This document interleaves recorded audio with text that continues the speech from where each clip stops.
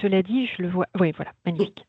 Donc, encore une fois, bonjour à toutes et à tous. Bienvenue dans ce webinaire live consacré au sous-programme, ce webinaire d'information sur l'appel à projet 2026 de live consacré au sous-programme économie circulaire et qualité de vie.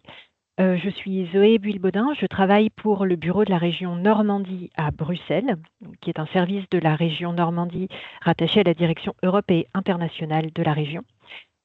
Et alors, avant de commencer, juste peut-être vous préciser que on vous demande de couper vos micros et vos caméras.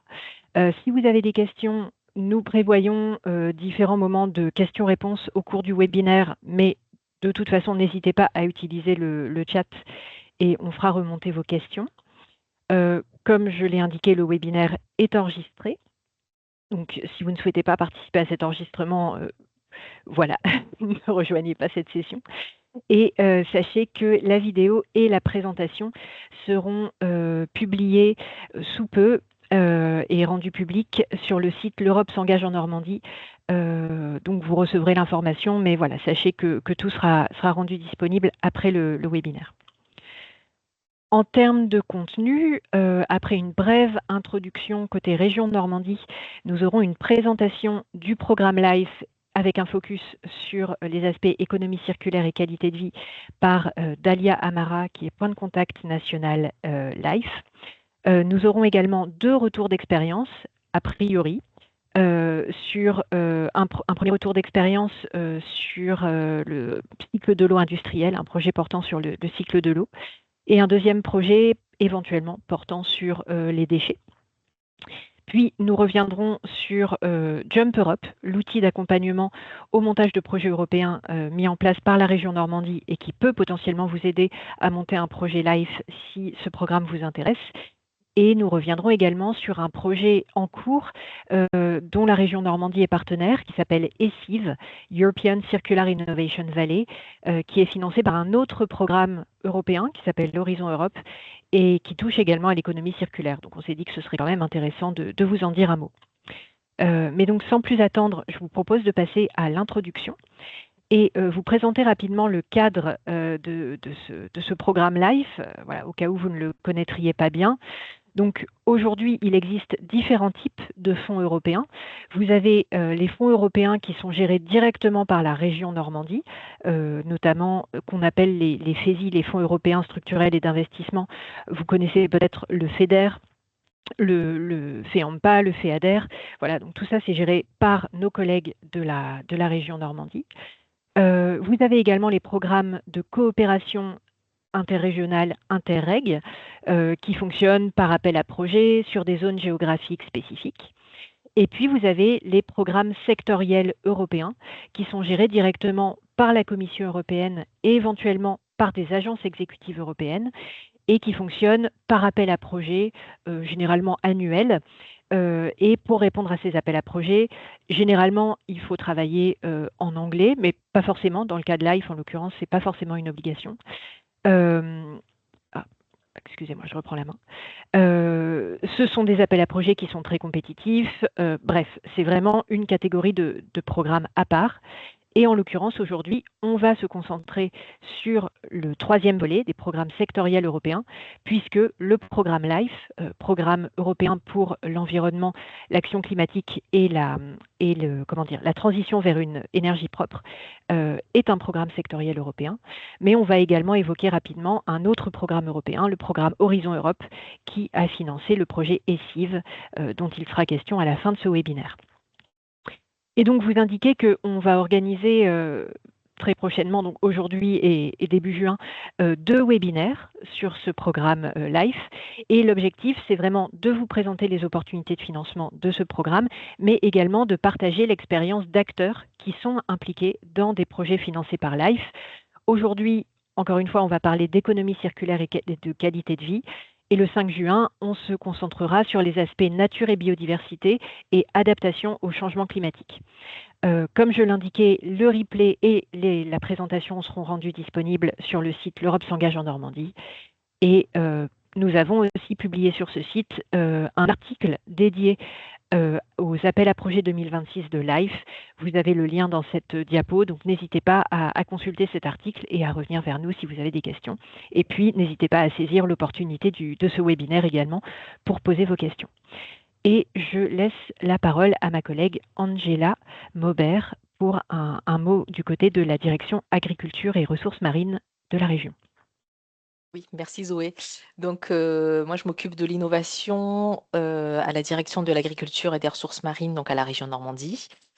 Et je trouve que nous avons la chance en Normandie d'avoir beaucoup d'acteurs qui sont mobilisés, qui portent des projets et des initiatives ambitieuses et qui contribuent de façon générale très activement aux transitions agricoles, environnementales et climatiques et qui rayonnent au-delà des frontières régionales. Et je trouve que ce webinaire et LIFE est un programme qui vient en complémentarité d'autres financements européens, notamment le FEADER, avec lequel il peut se créer de véritables synergies au service de projets innovants, concrets et ancrés dans les territoires ruraux. Et donc, ce webinaire est l'occasion de mieux comprendre effectivement les opportunités offertes par LIFE, de partager les retours d'expérience, de favoriser les coopérations entre les différents acteurs du territoire et voilà, de mieux identifier les différentes opportunités, de partager les expériences et de travailler à l'émergence de nouveaux projets en Normandie. Voilà pour cette petite introduction. Merci beaucoup, Angela. Et donc, sans plus attendre, je laisse la parole et le contrôle des diapos à Dalia Amara pour vous présenter justement cet appel à projet 2026, économie circulaire, qualité de vie du programme LIFE.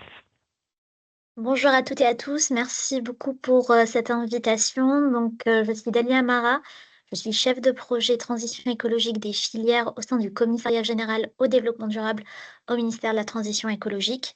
Et je suis également point de contact national du sous-programme LIFE économie circulaire et qualité de vie. Alors je vais commencer la présentation par, un point assez, général sur le programme LIFE. Donc actuellement, on s'inscrit dans la programmation 2021-2027.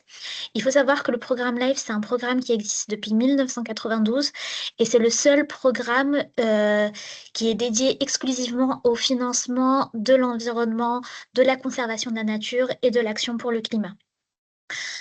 Ce qu'on peut dire sur le programme LIFE, c'est que chaque année, vous retrouverez 150 lauréats. Donc 150 projets qui sont lauréats. Le programme LIFE, comme il a été dit tout à l'heure, est en gestion directe et passe par des appels à projets. Ces appels à projets-là sont évalués par une agence qui est mandatée par la Commission européenne, CINEA. Et par rapport à les personnes qui sont éligibles au programme LIFE, eh bien, c'est à peu près tout le monde. Donc, toute entité juridique, qu'elle soit publique, privée, à partir du moment où elle est établie au sein d'un État membre, celle-ci, en fait, est potentiellement éligible au programme LIFE. L'idée du programme LIFE, c'est d'avoir des partenariats qui sont valorisés mais non obligatoires, contrairement à certains fonds comme Horizon Europe. Et vous avez aussi une certaine liste de pays qui sont hors État membre, mais qui peuvent être éligibles. Donc cette liste, elle est mise à jour chaque année et vous pourrez en prendre connaissance sur le site de la Commission, mais également sur le site du ministère que je vous présenterai un peu plus tard. Donc, le programme LIFE, il se décline en 4 sous-programmes. Donc, vous avez le premier sous-programme Nature et biodiversité qui a un objectif de conservation des écosystèmes qu'ils soient terrestres ou maritimes. Vous avez le sous-programme Économie circulaire et qualité de vie que je détaillerai tout à l'heure dans le cadre de cette présentation. Vous avez un troisième sous-programme Action pour le climat qui vient financer des actions d'atténuation et d'adaptation au changement climatique. Et enfin, un dernier sous-programme Transition vers une énergie propre qui, lui, vient financer des actions de gouvernance et de structuration sur des enjeux énergétiques. Ce qu'il faut savoir sur le programme LIFE, c'est que c'est un programme dans lequel on retrouve différents types de projets. Là, je vais vous présenter les projets les plus communs et les plus financés dans le cadre de la programmation actuelle. Donc, c'est les projets d'action standard, dits SAP. Mais sinon, vous avez également d'autres types de projets. On pourra en discuter si vous avez des questions.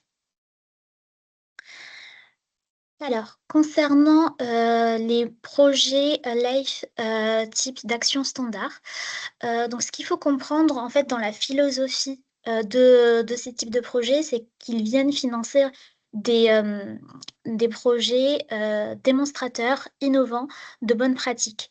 L'idée, c'est vraiment de contribuer et d'identifier une problématique définie et de contribuer via votre projet à une amélioration de cette problématique-là. La philosophie de ce fonds européen, c'est de transformer des stratégies européennes, des plans d'action européens en actions concrètes à travers votre projet et à travers votre projet qui a un fort potentiel catalysateur et qui a cette notion de réplicabilité également. Par rapport aux critères du projet pour les projets de type d'action standard. Donc, en général, ce sont des projets avec un budget moyen entre 2 et 5 millions d'euros, jamais en dessous de 500 000. Ça peut être un peu plus que 5 millions. Pour le sous-programme économie circulaire et qualité de vie, on a un taux de cofinancement de la Commission européenne de 60%. La durée moyenne des projets est de 2 à 5 ans. Elle peut être un peu plus, elle ne dépassera jamais les 10 ans. Et enfin, il est possible de candidater seul. Donc, le volet transnational n'est pas obligatoire, comme je le disais tout à l'heure, mais il est apprécié, il constitue des points bonus dans le cadre de l'évaluation de votre projet. Comme je le disais tout à l'heure, la philosophie du programme LIFE, c'est vraiment de venir financer des projets avec des impacts concrets, ambitieux et mesurables sur des enjeux environnementaux que vous avez déjà identifiés, donc pour lequel il y a un état des lieux. L'idée, c'est vraiment d'avoir un peu cette structure qui est représentée dans le schéma ci-dessous. Donc, vous avez cette situation initiale, vous identifiez votre problématique de manière assez précise via cet état des lieux, cet état de l'art, vous définissez des objectifs et votre projet permet d'atteindre ces objectifs-là. Dans le cadre de votre projet, ce qui doit y avoir, c'est vraiment un plan d'action extrêmement détaillé avec les ressources associées à votre projet et à ce plan d'action-là. Et aussi, vous devez avoir des éléments, notamment d'impact chiffrés, qui seront évalués également par la Commission européenne. Ce qu'il faut savoir, la Commission européenne, ce qu'elle évalue, c'est la qualité de votre projet, la pertinence de votre projet, l'impact qui a un coefficient assez important. Et aussi, ce qui est considéré, c'est que vraiment, vous avez plutôt une obligation de moyens plus que de résultats. C'est-à-dire que les impacts que vous allez mettre en avant dans le cadre de votre candidature doivent être ambitieux et crédibles, certes, mais si vous n'arrivez pas à les atteindre à 100% dans le cadre de votre projet, et que vous avez quand même mis les ressources nécessaires, le budget nécessaire pour pouvoir les atteindre, et bien là, vous n'aurez pas de pénalité.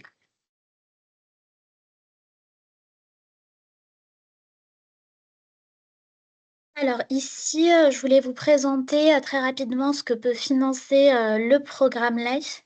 Donc à gauche en vert, vous avez tous les éléments qui peuvent être financés.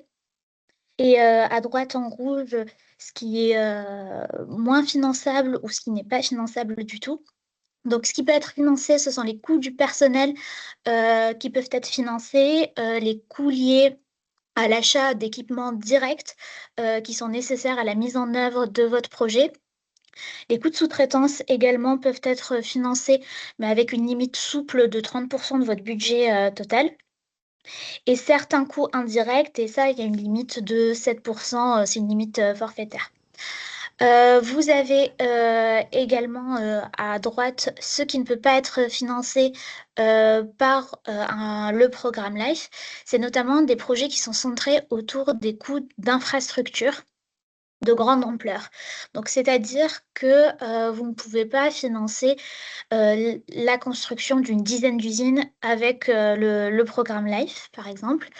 Vous ne pouvez pas financer également des projets qui sont centrés principalement autour de la recherche fondamentale et de l'acquisition de connaissances. Donc, il peut y avoir un peu d'acquisition de connaissances, effectivement, mais ça ne doit pas être le cœur de votre projet. Pour cela, en fait, vous avez vraiment d'autres fonds européens qui viennent financer cette partie-là, et notamment Horizon Europe, qui viennent financer tout ce qui est projet en faveur de la recherche et développement.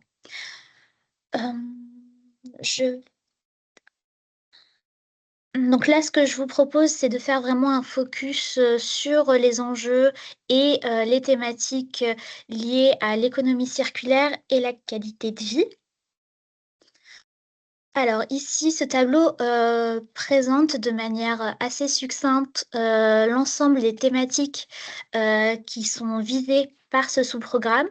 Donc ce sous-programme se décline en 2 volets, un volet économie circulaire et déchets à gauche et un volet zéro pollution et gestion durable des ressources naturelles à droite. Donc à gauche, vous retrouverez deux topics ou 2 domaines d'intervention. Et dans chaque domaine d'intervention, vous avez des priorités qui sont listées, sur lesquelles je reviendrai tout à l'heure assez rapidement.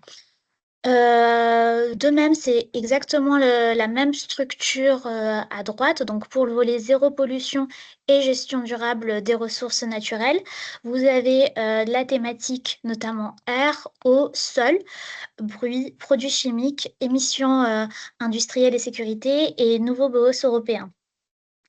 Nous, ce qu'il faut savoir, en fait, dans le programme LIFE, c'est que les appels à projets sont peu prescriptifs.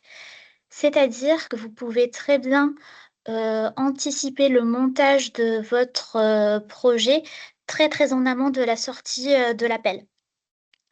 En général, d'une année à une autre, les modifications des appels à projets sont vraiment minimes. Et donc, ce qu'on invite à faire aux porteurs de projets, c'est vraiment d'aller regarder les appels à projets dès que possible, même si ce n'est pas ceux de l'année que vous visez, pour pouvoir.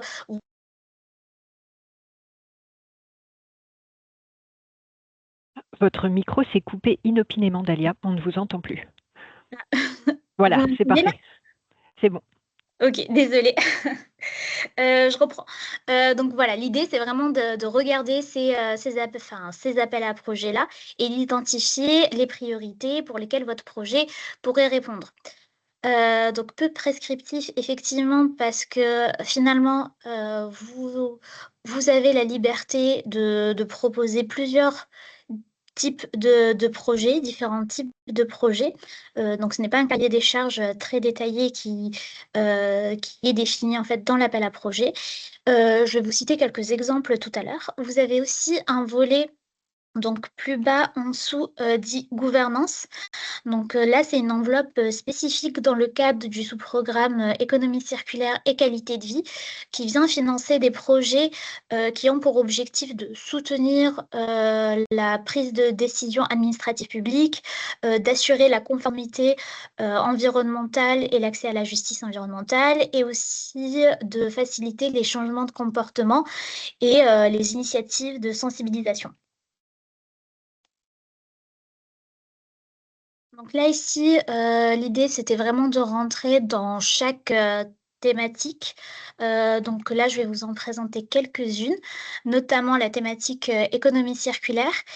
Et les priorités, elles sont rédigées de manière assez large. Par exemple, une des priorités que l'on cite dans économie circulaire, c'est notamment le soutien aux chaînes de valeur des produits clés et avec la mise en œuvre du plan d'action européen pour l'économie circulaire.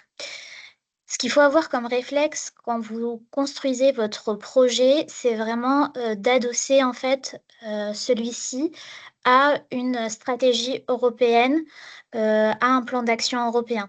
La Commission européenne a pour objectif de vraiment financer des projets qui auront une action concrète sur les territoires de mise en œuvre de la politique européenne.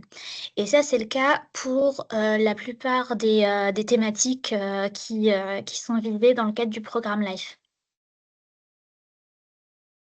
Vous avez exactement la même philosophie pour la thématique R, dans lesquelles on retrouve à la fois des priorités de réduction de la pollution atmosphérique et de l'autre côté, des priorités qui visent la mobilité durable des transports, qu'ils soient routiers ou non. Vous avez également ce volet-là, donc la thématique eau, qui est une thématique assez riche dans le cadre du sous-programme économie circulaire et qualité de vie, où vous avez d'une part des priorités qui visent la réduction de toute forme de pollution, en tout cas de problématiques qui impactent les eaux côtières et maritimes. Donc, vous avez également des enjeux liés à la gestion durable des ressources naturelles, telles que les ressources halieutiques. Et vous avez aussi des priorités qui visent plutôt la gestion intégrée de l'eau douce. Pour cela, vous avez des priorités qui visent des enjeux liés à la qualité de l'eau. Donc, si votre projet permet de réduire des pollutions, par exemple de pesticides, de PFAS, autres perturbateurs endocriniens, eh bien, ils peuvent être potentiellement financés. Vous avez aussi des priorités qui visent la quantité en eau et notamment qui viennent financer des projets qui viennent appliquer des solutions fondées sur la nature. Et enfin, des projets qui viennent améliorer le service public d'eau et d'assainissement notamment. Donc de même, vous avez cette même philosophie-là pour les projets qui visent la thématique sol. Donc vous avez un volet qui vient maintenir et améliorer la santé des sols et un autre volet qui vient plutôt restaurer la santé des sols et réduire des pollutions et notamment des pollutions organiques que l'on retrouverait dans les sols. Donc vous l'avez compris, c'est exactement le même procédé pour l'ensemble des priorités et des thématiques qui sont visées par le sous-programme économie circulaire et qualité de vie. Donc là, je ne vais pas vous détailler la thématique produits chimiques et émissions industrielles et sécurité, mais je vous invite vraiment à regarder l'appel à projet qui est sorti en 2026 pour pouvoir vous familiariser avec ces thématiques-là et ces priorités-là. Alors, ce que je vous propose aujourd'hui, donc on a des retours d'expérience de projets lauréats qui vont vous présenter un peu plus en détail leur processus de candidature, mais je voulais vous présenter quand même d'autres projets lauréats sur d'autres thématiques notamment. Donc ici, je vous présente le projet lauréat Replan City Life, qui est un projet de domaine d'intervention économie circulaire et de gouvernance. Donc, l'objectif de ce projet, c'était vraiment de mettre en place une filière pour faciliter la valorisation des déchets de pneus en mobilier urbain. Donc, c'est un projet qui a été réalisé en consortium avec 6 pays de l'Union européenne, qui a permis d'aboutir à la création de 4 places de marché, plusieurs événements. Il y a eu aussi d'autres pays qui se sont associés finalement à ce projet-là. Donc, c'est un projet qui a débuté en janvier 2022 et qui s'est achevé l'année dernière en juin, avec un budget total de 2,6 millions d'euros et une subvention de 60%.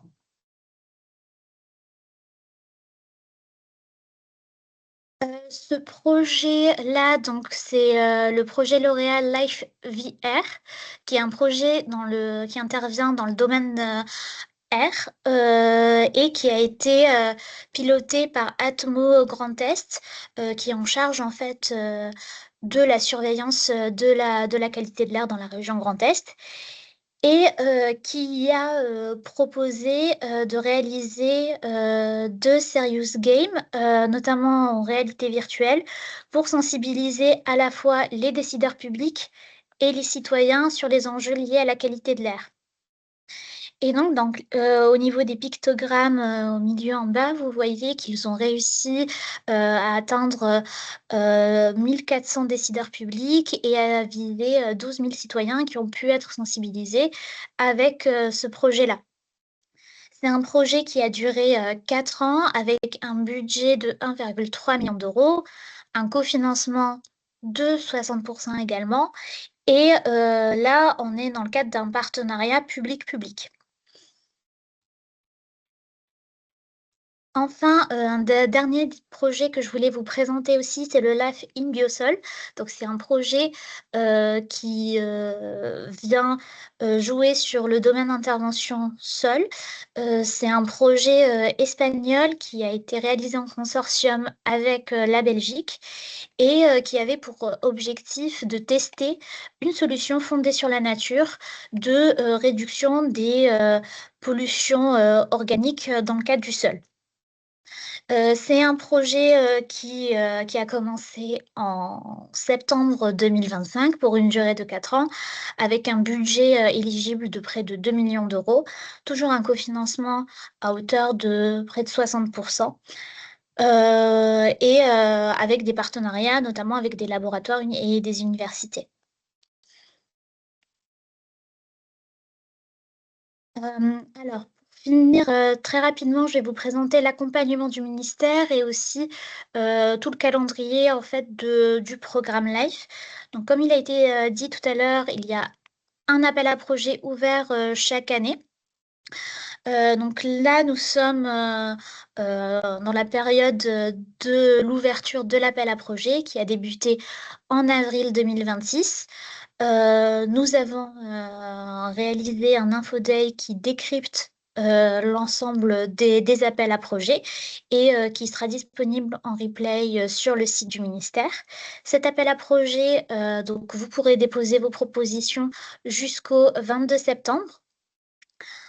Suite au dépôt de la proposition, les résultats arriveront en général en février, avril 2027, avec nous, ce qu'on considère, c'est une date de début de projet conseillé en septembre, car effectivement, avant, vous avez en mai-juin une période de signature des contrats de subvention et tous les coûts que vous aurez réalisés avant la signature de contrats de subvention ne seront pas pris en charge. Donc voilà, nous, on a ce point de vigilance-là. Quand vous candidatez un programme LIFE, il faut avoir en tête ce calendrier de N+1 pour le début de votre projet.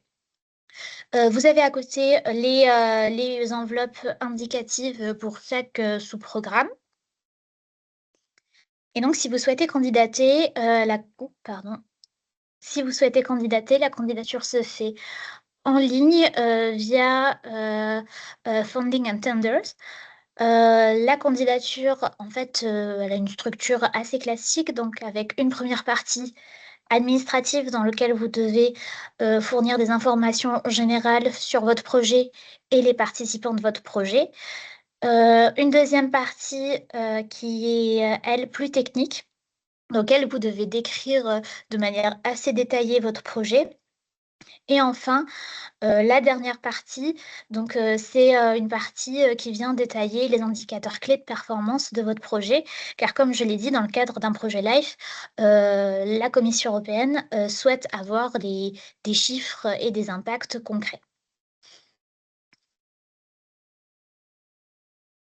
Au sein du ministère, on propose, pour vous aider à candidater et à mieux comprendre le programme, plusieurs dispositifs d'accompagnement.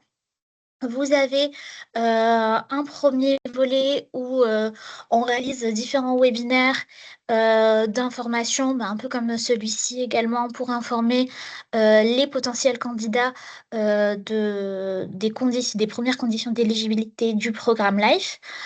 Sur le site du ministère, vous retrouverez aussi un ensemble de ressources extrêmement utiles, notamment les appels à projets, la traduction des appels à projets, des fiches et décryptage de ces appels. Une foire aux questions, vous avez aussi le replay des événements qu'on a organisés tout au long de l'année. Vous avez aussi la possibilité de demander une assistance qui est plus personnalisée. Donc cette assistance-là, c'est un dispositif qui est fourni par le ministère de la Transition écologique et qui propose 12 heures d'assistance personnalisée à certains porteurs de projets. Donc on a un nombre de crédits limité dans lequel on travaillera de manière plus approfondie sur le montage de votre candidature avec une phase de relecture. Le formulaire de demande d'assistance est disponible également sur le site du ministère. Donc, vous avez le QR code et l'adresse du site pour pouvoir vous y référer. Également, pour vous aider, donc, au sein du ministère est constituée une équipe Life France qui est composée de 1 point de contact national par sous-programme et de 2 coordinateurs au sein de la direction des affaires européennes et internationales au sein du ministère de la Transition écologique. Vous pouvez aussi nous contacter via la boîte mail générique Life Plus France. Si vous avez des questions sur votre projet, vous ne savez pas vers quel sous-programme vous orienter, vous pouvez totalement nous contacter via cette boîte mail. Je vous invite également à vous inscrire à la newsletter Life du ministère qui vous permet d'avoir l'ensemble des informations sur les mises à jour que nous réalisons dans le cadre des ressources utiles, mais aussi des différents événements qu'on réalise. Donc, si je peux résumer en quelques mots l'ensemble de la présentation d'aujourd'hui. Donc, le LIFE, ce qu'il faut retenir, c'est que c'est ouvert à tout type d'acteurs, qu'ils soient publics, privés, petites, moyennes entreprises ou grandes entreprises, laboratoires, voilà, instituts publics, qui permet en fait de financer des projets à hauteur de 60%.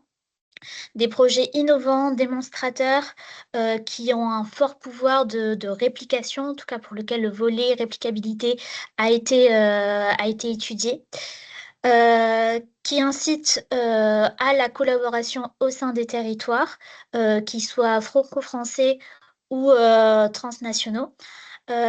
Aussi, ce qu'il faut avoir en tête toujours, c'est cette approche ascendante-là que je vous ai détaillée tout à l'heure. Et enfin, le programme LIFE apporte une visibilité qui n'est pas négligeable et une reconnaissance européenne de votre projet. Voilà, j'en ai fini avec la présentation. Je vous ai juste mis les critères d'évaluation de la Commission européenne que je vous laisserai consulter plus tard. Voilà, merci beaucoup. Merci beaucoup, Dalia. Dans le chat, je me suis permise de rajouter un lien vers la page du portail européen Funding and Tenders où vous pourrez justement déposer vos candidatures LIFE et également un lien vers la base de données européenne de tous les projets LIFE financés par le passé et actuellement pour vous donner une idée des projets financés jusqu'ici. Alors, dans le chat, nous avons une première question. Quel est le taux maximal de financement public autorisé? Donc là, dans le cadre du programme LIFE, en tout cas, les montages financiers que vous pouvez faire, donc vous avez 60% de fonds européens, vous ne pouvez pas les cumuler avec un autre fonds européen, donc ça c'est l'interdiction de double financement européen, mais par contre vous pouvez très bien avoir un cofinancement du reste des 40% d'un plan ou d'un fonds public. Par exemple, il y a des projets qui ont été donc cofinancés par des agences de l'eau sur les enjeux eau, par exemple, ou un cofinancement 100% public pour les autres 40%. Donc là, il n'y a pas forcément de limite par rapport à ça. Il n'y a pas cette notion de cumul non plus quand ce n'est pas un double financement européen. S'il y avait d'autres questions, peut-être sur le chat. Pour l'instant, c'est tout. Mais même si vous souhaitez prendre la parole pour poser vos questions, n'hésitez pas à le faire. Peut-être juste lever la main pour vous signaler, mais voilà, n'hésitez pas à le faire. On a tout à fait le temps de prendre quelques questions.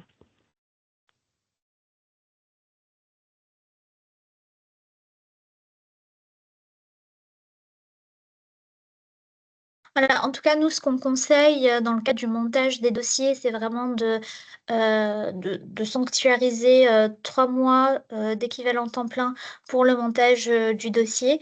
Ça s'explique parce que effectivement, vous avez d'une part le programme qui est finalement, par rapport à d'autres fonds en gestion directe, assez, assez flexible en termes de critères d'éligibilité. Mais à côté de ça, vous devez avoir un détail assez précis de votre plan d'action qui sera indiqué dès votre candidature. Alors, je vois une autre question dans le chat. Quel pourrait être le territoire minimal concerné par les impacts européens? Est-ce que ça doit être au niveau national, régional? Voilà. Donc, au niveau des impacts, effectivement, c'est le critère le plus important pour lequel le coefficient est le plus fort. Donc, par rapport au périmètre visé, il peut y avoir des impacts au sein de la région, par exemple, donc pas forcément nationaux ou européens. Mais ce qu'il faut garder en tête, c'est vraiment cette notion de plus-value européenne et de réplicabilité. Par exemple, un des projets que je vous ai présenté sur la thématique R, qui a eu des impacts assez forts. Donc, je rappelle 1400 décideurs publics et 12 000 citoyens qui ont été visés ont aussi dans leur stratégie de montage de dossier pensé à traduire leur serious game en plusieurs langues pour qu'ils puissent être utilisés, en tout cas réplicables, pour d'autres États membres. Et du coup, il peut y avoir ces stratégies-là, en fait, de réplication, d'améliorer la visibilité aussi de votre projet euh, pour pouvoir justement qu'ils puissent se faire connaître et participer à des bonnes pratiques au sein de l'Union européenne.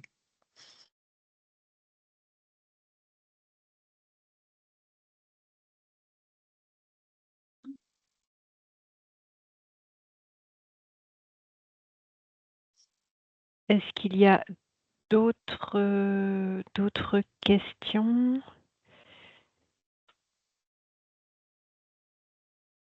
Et alors, oui, c'est une question intéressante, en effet, dans le chat. Quel est le taux de succès pour ce type de programme? Oui, alors, donc en moyenne, les taux de succès sont de 17%. Avec l'assistance qu'on propose au ministère, ils peuvent monter à 50% en moyenne. Donc, en fait, si vous voulez, parmi les facteurs d'échec que l'on constate le plus, c'est le fait de minimiser le temps de rédaction des montages des dossiers. Donc, quand on dit 3 mois de TP, c'est vraiment 3 mois de TP et c'est difficilement moins, qui peuvent être partagés entre les différents membres du consortium, évidemment. Et aussi, il peut y avoir des difficultés à comprendre cette logique liée au fait d'adosser en fait une stratégie européenne à votre projet. Donc, c'est pour ça qu'on insiste vraiment dessus.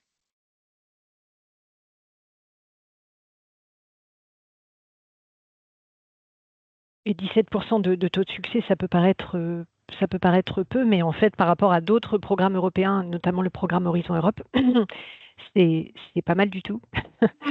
Surtout pour un programme, encore une fois, relativement peu prescriptif. Enfin, évidemment, il y a des périmètres à respecter, mais ce ne sont pas des appels qui sont extrêmement fermés. Et il n'y a pas une obligation aussi de trouver des partenaires européens, même s'il y a ce critère de valeur ajoutée européenne. Mais donc, effectivement, c'est un programme intéressant et accessible. Oui, tout à fait. C'est tout l'intérêt du programme Life finalement.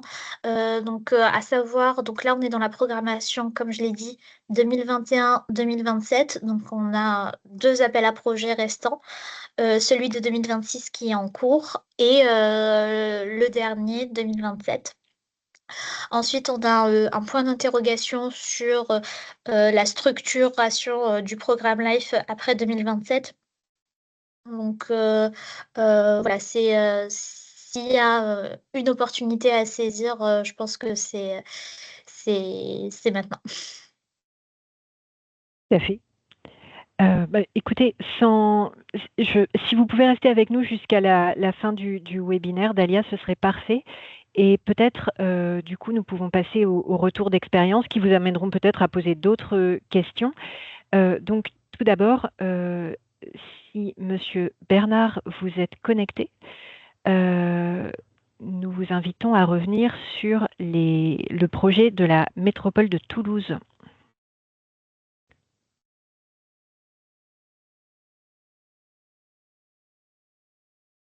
Bonjour à toutes, bonjour à tous, vous m'entendez bien? Oui, on vous entend. Très bien. Alors, donc je vais partager ma présentation. Ok, alors on arrête le nôtre.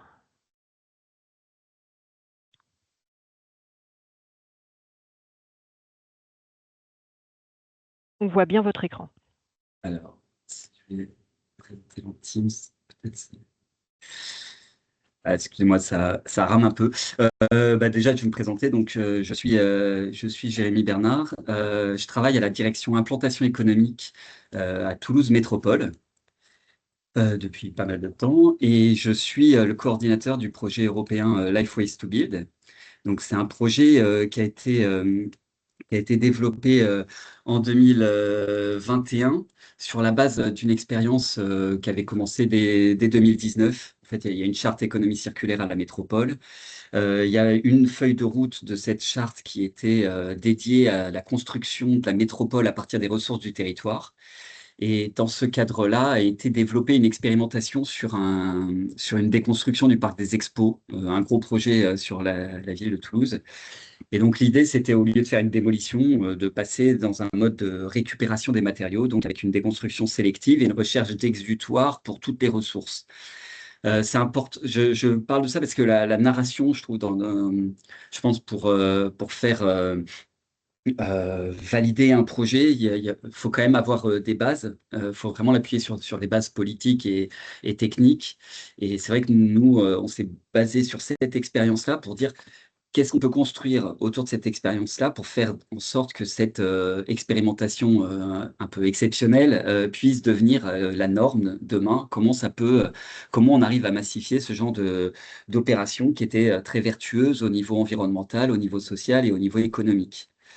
Donc c'est vraiment la base de cette expérience-là, des réflexions autour de qu'est-ce qui fait qu'on ne fait pas ça tout le temps, qui a permis de bâtir le projet. Donc en 2000, sur cette expérimentation-là, c'était pendant la période de Covid, il y a eu la réflexion autour des actions à mener et la création donc d'un consortium avec une association locale qui travaille sur l'achat responsable qui s'appelle Cinétique, l'Institut national de l'économie circulaire, l'école de commerce locale TBS, le CSTB, Envirobat Occitanie et la Fédération du bâtiment. Donc, avec ce consortium-là, a été décidée une répartition des actions, une répartition d'un budget, se mettre d'accord sur un calendrier pour, du coup, bâtir un projet de massification de ces opérations-là, donc entre 2021 et 2026, donc septembre 2021 jusqu'à mars 2026. On a réussi à proposer donc un budget de 2,7 millions, un peu plus, qui a été donc cofinancé à 55%. Ça veut dire que 45% du budget provient d'autofinancement. C'est un point important parce que c'est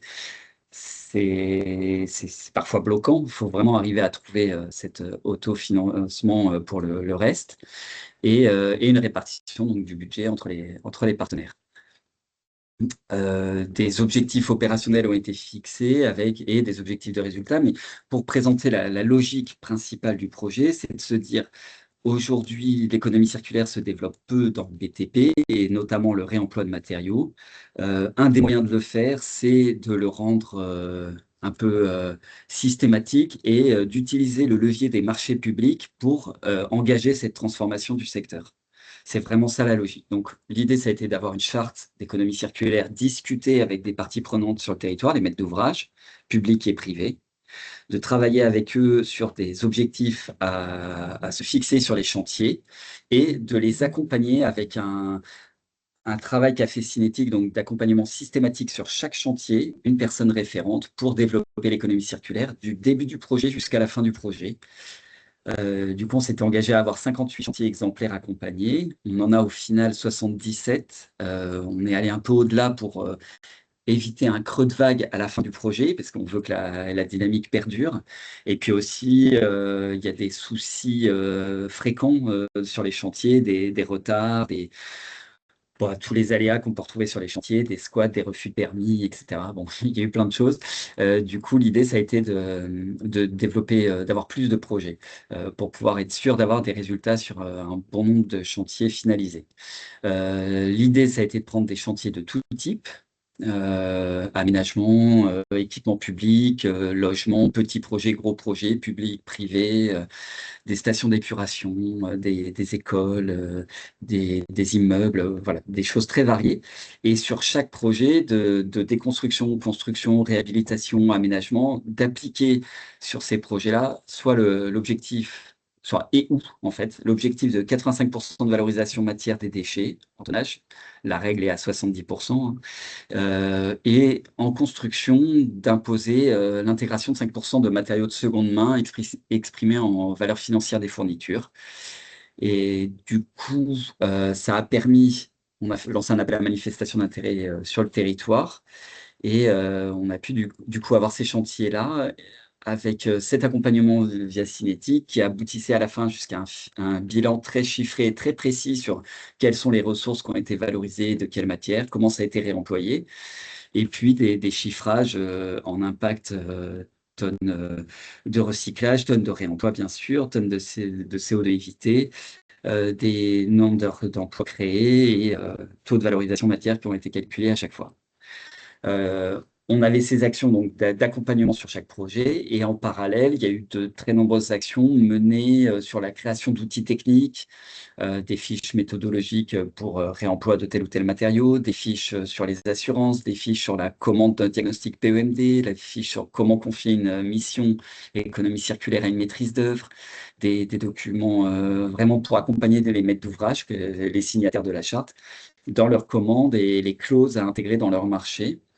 Il y a eu en parallèle beaucoup de sessions de formation qui ont été développées et beaucoup d'actions de dissémination. J'ai entendu que vous insistiez là-dessus. C'est vrai que dès le départ, l'objectif, c'était de ne pas être centré sur notre périmètre en tant que maître d'ouvrage, mais d'être déjà à vocation de dissémination sur le territoire.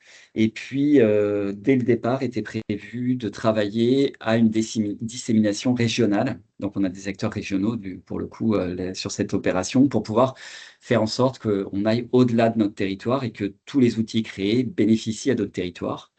On a travaillé aussi avec l'INEC et France Urbaine à l'organisation de webinaires nationaux pour disséminer les outils qui ont été créés et de nombreuses actions d'intervention à des échelles nationales et européennes. Voilà, en gros, pour faire très rapidement, je crois que c'était l'idée d'aller très vite sur le projet, mais je suis tout à fait disposé à répondre à vos questions. Et peut-être, merci beaucoup pour votre présentation. Peut-être pour revenir sur le côté plus montage du projet, Oui. est-ce que vous confirmez ce que nous disait Dalia, à savoir il faut prévoir quand même 3 mois d'équivalent temps plein pour le montage? Est-ce que vous avez rencontré des difficultés? Si vous avez des conseils à nous donner? Alors, malheureusement, quoi. Moi, je suis le coordinateur du projet, donc du coup, j'ai été embauché sur le projet après. Mais bon, j'ai beaucoup entendu parler de la création de l'élaboration du projet. C'est un travail itératif avec beaucoup d'allers-retours entre les partenaires. Donc, c'est un travail long et 3 mois de TP, ça me paraît pas du tout surdimensionné. C'est effectivement une logique à comprendre. La logique life, elle n'est pas forcément évidente. Il y a un vocabulaire, il y a des logiques d'action qu'il faut arriver à bien. Voilà, faut arriver à structurer ces actions au work package. La répartition avec les partenaires, voilà, c'est la création d'un consortium et se mettre d'accord et bien se répartir qui fait quoi et à quelle hauteur de budget. Tout ça, c'est un travail effectivement qui est assez long.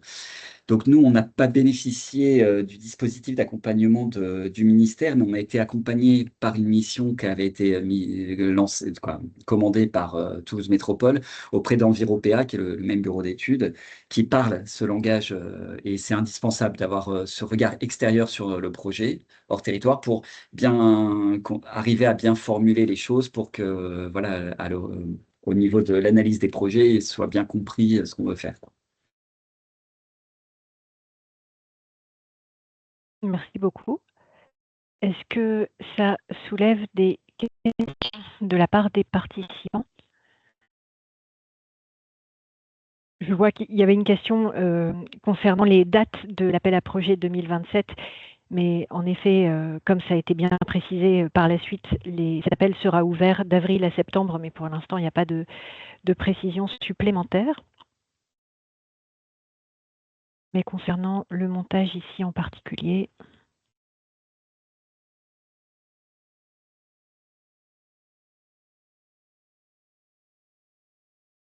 a priori, c'est très clair. Merci beaucoup pour ce témoignage. Avec plaisir. Et est-ce que éventuellement vous pourriez nous envoyer vos diapos pour qu'on puisse Oui, les intégrer? Super, merci beaucoup. bien sûr, je fais ça tout de suite. Merci. Merci. Et Au revoir. au revoir.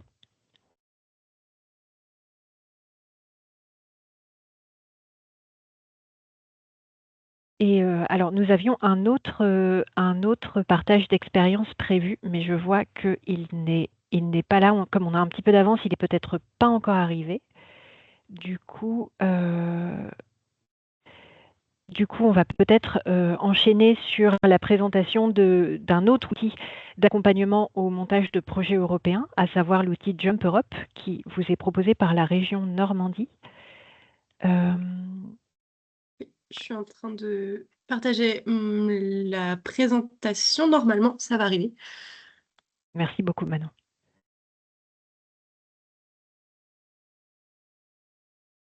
Ça charge.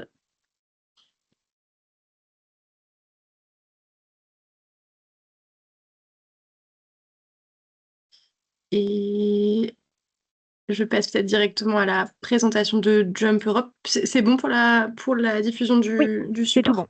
Super. C'est parfait. Donc, en complément de l'outil qui vous a été présenté par le ministère, la région Normandie a aussi développé un outil d'aide au montage de projets européens qui s'appelle Jump Europe. Donc, c'est un outil. Alors, je vais juste. Pardon, je voyais pas bien la présentation de mon côté, mais c'est bon. Donc c'est donc un outil qui vous permet de bénéficier d'heures d'accompagnement via un cabinet de consultants experts en financement européen pour vous aider à développer votre réponse à un appel de la Commission européenne.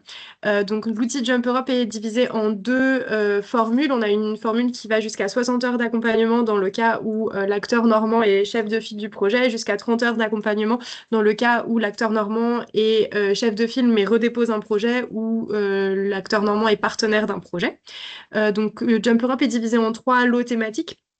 Le lot qui va nous intéresser le plus aujourd'hui, c'est le lot 1 qui touche à tout ce qui est transition énergétique, climatique, environnement, mobilité durable. Et donc, sont éligibles tous les projets qui sont développés dans le cadre qui sont déposés dans le cadre du programme LIFE.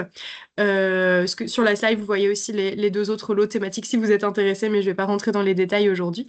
Donc, ce soutien Jump Europe peut porter sur de l'appui à la rédaction de la candidature. Ça peut être de la relecture, de l'analyse extérieure, une analyse critique via un expert extérieur. Ça peut être de l'aide à la recherche de partenaires, au montage du budget, un appui méthodologique sur les différentes questions qui sont attendues par la commission. Donc, j'ai pas précisé, mais sont éligibles toutes les structures normandes, donc que ce soit une structure qui a son siège en Normandie ou bien une antenne en Normandie. Et, et voilà pour la slide là. Et sur la slide suivante, vous allez retrouver toutes les informations dont la région a besoin pour pouvoir vous accompagner. Donc, on attend que le porteur ait déjà bien identifié son programme de financement européen et idéalement son appel, qu'il ait des pistes solides de travail parce que, comme mentionné juste avant, l'accompagnement peut aller jusqu'à 60 heures maximum. Donc, ça reste un petit, entre guillemets, accompagnement sur toute la rédaction d'une réponse à un appel. Donc, le fait d'avoir déjà des pistes solides de travail, ça va aider à accompagner de manière plus fine. Et on attend aussi, côté région, que le porteur ait les moyens de s'impliquer dans le travail d'accompagnement, donc qui puisse vraiment être là pour répondre aux questions des consultants, etc. Donc le dépôt, le soutien Jump Europe est conditionné au dépôt de la candidature. Et je crois que j'ai fait le tour de toutes les slides, enfin de toutes les informations sur la slide. Vous retrouverez de toute façon sur notre page Europe en Normandie toutes les informations sur Jump Europe. Et si vous avez des questions, on est là pour vous répondre à la région Normandie. Donc ma collègue Zoé que vous avez entendu au début du webinaire, ma collègue Lisiane et moi-même. On peut vous répondre sur Jump Europe. Voilà. Je ne sais pas si le porteur est arrivé entre-temps ou si Zoé, tu veux enchaîner sur... Je ne vois pas Monsieur Chen. Donc, on va voir. Peut-être vous précisez que côté antenne de la région Normandie à Bruxelles, on suit l'ensemble des programmes sectoriels européens.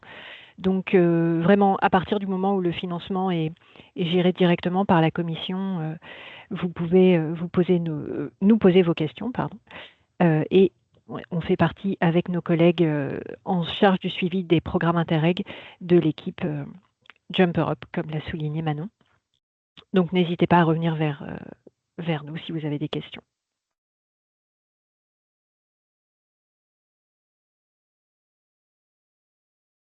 Et peut-être, je ne sais plus si tu l'as dit, Manon, mais le LIFE fonctionne sur la base du premier arrivé, premier servi. Donc, voilà. Jump Europe. Pas oui, LIFE, effectivement. évidemment, Jump Europe. Mais bon point, c'est vrai que j'ai oublié de le mentionner. Donc, nos années Jump au cours du mois de juillet au mois de juillet. Donc, ne pas hésiter à nous solliciter, comme mentionné Zoé, premier arrivé, premier servi. Donc, il nous reste encore un peu de budget pour l'instant, mais voilà, ne pas hésiter à nous contacter. Et oui, Dalia, vous aviez un... Oui, je voulais juste préciser effectivement, de même pour l'assistance du ministère personnalisé. Donc, on a aussi on a un nombre de crédits limité également. Donc, c'est premier arrivé, premier servi. On regarde aussi effectivement la qualité des projets qui nous sont présentés. On regarde s'ils cochent déjà les premières cases d'éligibilité du programme LIFE pour pouvoir les évaluer, les rediriger également.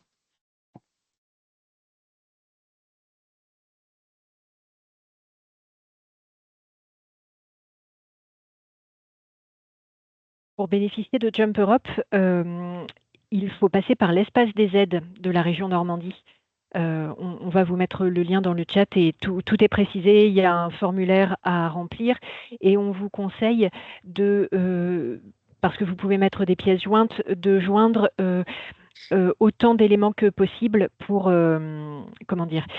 faire le lien avec le consultant en amont et que lui, quand il vous rencontre une première fois pour faire une évaluation de vos besoins, pour qu'il ait le plus d'infos possible pour vous faire une offre d'accompagnement la plus adaptée possible.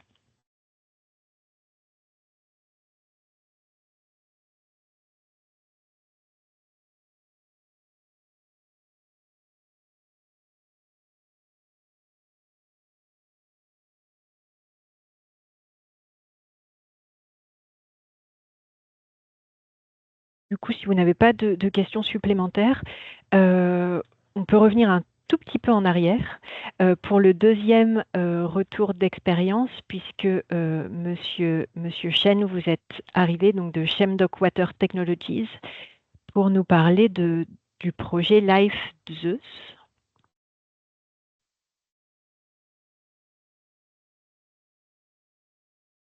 Si vous êtes bien là, voilà, vous activez Oui, votre avec micro, le c'est micro parfait. activé, ce sera plus simple. Bonjour. Parfait.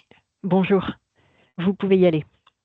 Merci. L'idée, c'était d'apporter un témoignage sur une PME, une PMI, une PME, donc qui est Chemdoc Water, hein, qui est le leader d'un groupement et d'un consortium qui a répondu à un projet LIFE.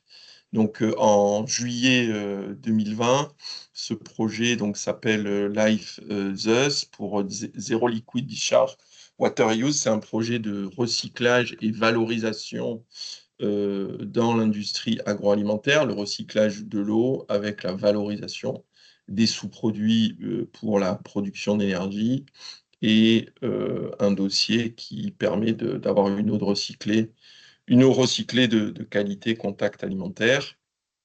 Donc c'est un consortium de deux entreprises, d'une association et d'un établissement d'enseignement. Donc le Monin est l'industriel qui met en œuvre l'équipement de recyclage sur son site. Et l'INSA, donc avec le CRIT Bio de Toulouse, qui ont une partie importante, notamment de méthodologie, de travail, d'analyse et de travail de validation du procédé pour le déployer dans d'autres domaines de l'agroalimentaire, et l'Office international de l'eau, qui est en charge notamment de la dissémination de formation et d'intégration dans les formations qu'il réalise, et qui a aussi travaillé sur les évolutions de la réglementation, puisque lorsqu'on a lancé ce programme LIFE, la réglementation française n'existait pas, et ça a été une des contributions amenées par le programme. Donc c'est un programme un tout petit peu moins de 4 millions d'euros, avec un financement LIFE à 55%. Le témoignage, c'est que quand on est une PME et qu'on porte un LIFE, déjà, il faut s'y préparer parce que ça mobilise beaucoup de gens. Il faut pouvoir y passer du temps et beaucoup travailler, notamment pour la remise du dossier, hein, pour gagner le projet. Et puis après, c'est des programmes qui font énormément évoluer, hein. Ça tire les entreprises vers le haut. Ce qui est demandé de rendre, ainsi que la méthodologie qui force à se poser beaucoup de questions sur son approche d'innovation. En général, on nous l'avait dit, alors on avait peu de vision à l'époque, mais si on parle de Chemdoc, avant le projet LIFE, on avait un chiffre d'affaires de 2,5 millions et cette année, on a un chiffre d'affaires de 8,5 millions. Donc, ce n'est pas que LIFE qui a fait cette progression, on avait aussi prévu, mais ça fait transformer en tout cas les entreprises innovantes qui ont une technologie à mettre en avant, parce que ça donne une formidable vision et c'est accélérateur, je dirais, en termes de reconnaissance d'une technologie. Voilà ce que je pouvais donner comme témoignage. Je réponds à vos questions avec plaisir s'il y en a. Merci beaucoup pour votre témoignage qui est très complémentaire du précédent, puisque le précédent était porté par une collectivité, Toulouse Métropole. Donc là, c'est intéressant d'avoir un témoignage de la part d'une entreprise. Et on voit en effet que du coup, LIFE est vraiment adapté à différents types d'acteurs, que ce soit en coordination ou comme partenaire du projet.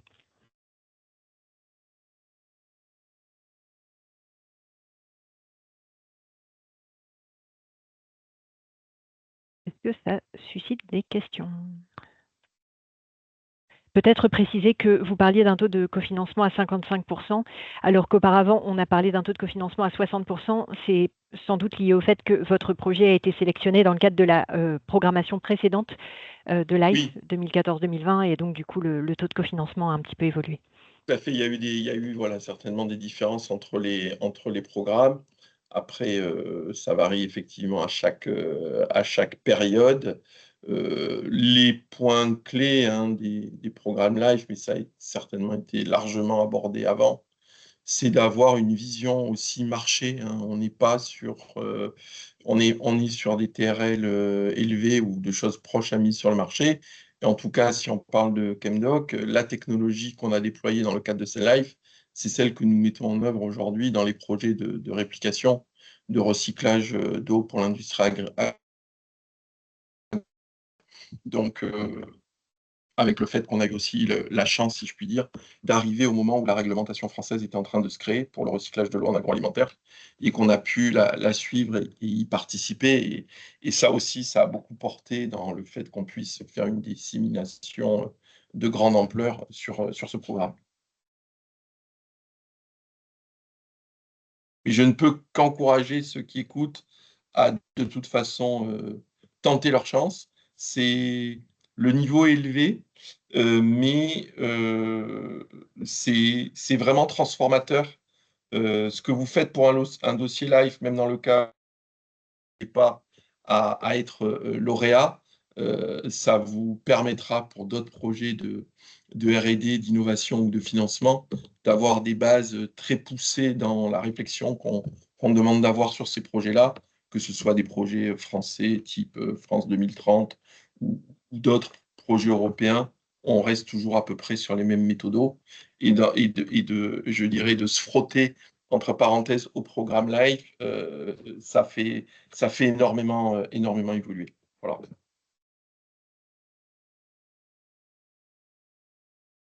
Merci beaucoup. Ça n'a pas l'air de susciter de questions, mais en tout cas, merci encore pour votre témoignage et pour ce message. En effet, de toute façon, 100% des lauréats ont participé, donc d'où en effet l'importance de tenter sa chance. Et souvent, l'expérience montre que même après un échec, on a plus de chances d'être sélectionné pour un redépôt, puisqu'on peut construire sur la base d'un retour d'évaluation des experts européens. Donc, vraiment ne pas hésiter à se positionner comme vous le dites. Un grand merci. Et si, encore une fois, ça ne suscite pas de questions dans le chat ou à l'oral, je vous propose de passer à la dernière partie de ce webinaire qui porte sur un autre projet européen dont la région Normandie est membre, qui porte sur l'économie circulaire et qui dispose d'une opportunité de financement également complémentaire, à savoir le projet européen ECIV, European Circular Innovation Valley, dont vous avez peut-être déjà entendu parler. Donc le projet ECIV, c'est un projet qui est financé par le programme Horizon Europe, le programme cadre européen pour la recherche et l'innovation. C'est un projet de vallée régionale de l'innovation. Donc en fait, il rassemble un certain nombre de partenaires, de régions européennes qui sont partenaires autour d'une thématique, en l'occurrence l'économie circulaire. Ce projet, il est coordonné par la région espagnole de Navarre. Il va durer 5 ans sur la période 2024-2029. Et alors la carte ici n'est pas tout à fait à jour puisque il y a de nouveaux partenaires, en l'occurrence la Flandre en Belgique qui a rejoint le consortium il y a peu. Et l'objectif, c'est vraiment de rassembler des acteurs de ces différentes régions partenaires pour renforcer les chaînes de valeur européennes de l'économie circulaire et de mettre sur le marché de nouvelles solutions circulaires. Le projet a aussi une approche orientée mission, c'est-à-dire que ces régions se mettent ensemble pour identifier des défis et l'idée, c'est d'arriver à répondre à ces défis. Le budget de ce projet, le budget total est de plus de 27 millions d'euros. L'Union européenne cofinance à hauteur de 50% via le programme Horizon Europe. Et pour la Normandie, le budget total disponible est de près de 4 millions d'euros. 60% de ce budget de plus de 27 millions d'euros va être consacré à 3 appels à projets qui sont mis en œuvre dans le cadre des CIV et sur lesquels je vais revenir dans un moment.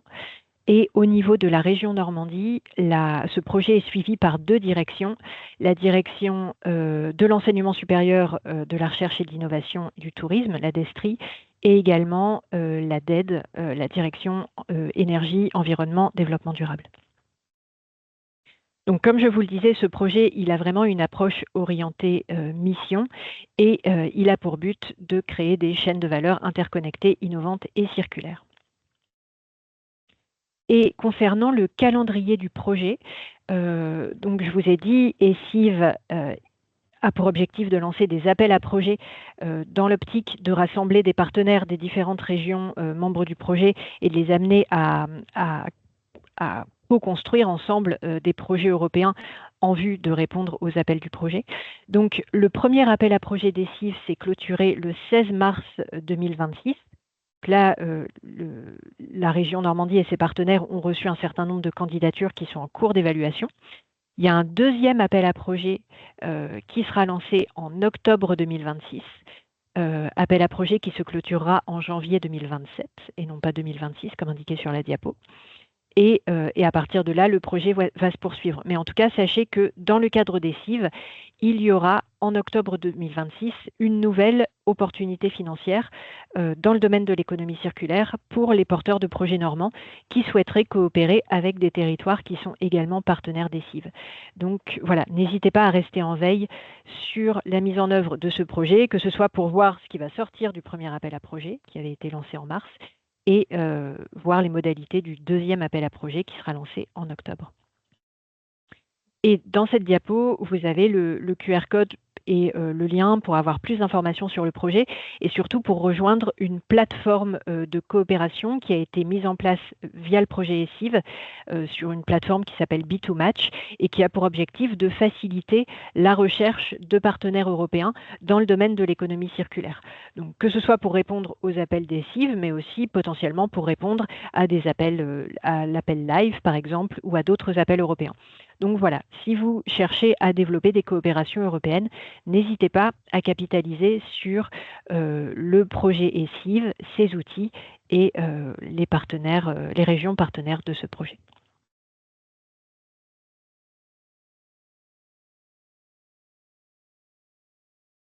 On a encore un petit peu de temps. Si vous avez une dernière question à poser sur ce qui a été évoqué dans ce webinaire, LIFE et CIV, les deux projets de retour d'expérience. Est-ce que, encore une fois, vous recevrez la présentation et le replay. Ils seront mis en ligne rapidement. Mais voilà, si vous avez une dernière question, c'est le moment.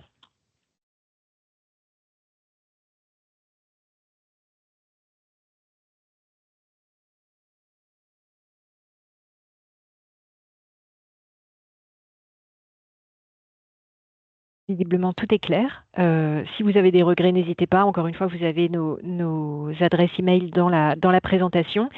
Et si les thématiques nature et biodiversité et adaptation au changement climatique vous intéressent, rendez-vous le 5 juin pour le webinaire que nous consacrerons à l'appel 2026 de LIFE sur ces volets bien spécifiques. Et d'ici là, bonne journée et à bientôt. Merci.